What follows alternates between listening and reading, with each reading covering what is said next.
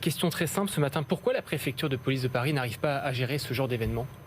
Tout simplement, déjà je pense qu'on a quand même géré, puisque il y a un dispositif de sécurisation massif qui a été établi avec plus de 3000 policiers et gendarmes qui ont été déployés, 300 pompiers sur l'ensemble de l'agglomération parisienne. Des unités de force mobiles ont été implantées dans les points les plus stratégiques.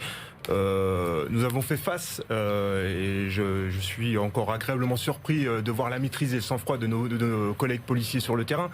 Maintenant, anticiper ces comportements, cette gratuité de débordement et de casse dans l'instant T, c'est compliqué. On peut intervenir rapidement, mais les anticiper, c'est compliqué. Il y avait quelques signes avant-coureurs tout de même lors de la demi-finale, la victoire du Paris Saint-Germain, le Paris Saint-Germain qui était en finale, il y avait eu des heurts notamment vis-à-vis des forces de l'ordre. On pouvait imaginer que ce soit en défaite ou lors d'une victoire, qu'il y avait des heurts contre les forces de l'ordre. C'est pas votre avis ? Complètement, puisque c'est pour ça que la préfecture de police avait anticipé. Ce n'est pas une question de résultat, c'est une question de comportement.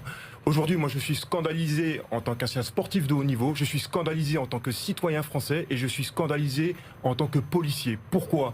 Le sport véhicule des valeurs qui sont le respect des lois, qui sont le respect des règles. Ces supporters parisiens qui arborent des tenues du PSG salissent le sport, salissent leur club de cœur en commettant ces exactions. On a vraiment cette impression que certains étaient là pour casser du policier, pour reprendre les termes de certains de vos collègues, ou tout simplement pour aller cambrioler certaines boutiques.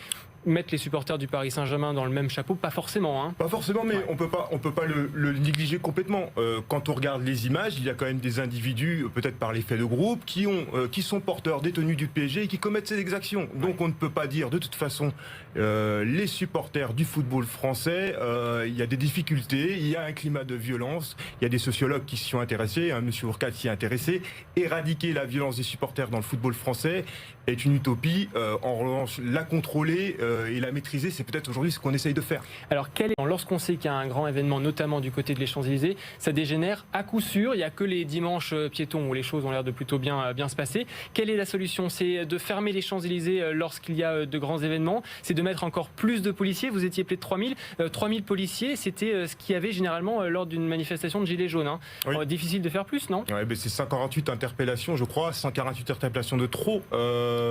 Il va falloir... Quelle solution ? Les solutions, je pense il va falloir sanctionner, vraiment sanctionner ces exactions, faire comprendre qu'aujourd'hui en France, c'est intolérable, ce sont des comportements de voyous, donc ces personnes doivent être sanctionnées à la hauteur de leurs actes. Ouais.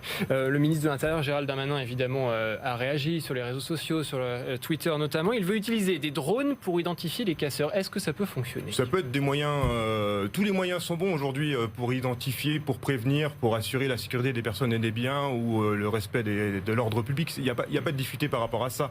Maintenant, il va falloir être très vigilant et je pense, oui, il va falloir sanctionner et identifier aussi tous les auteurs et tous les protagonistes de ces dernières scènes.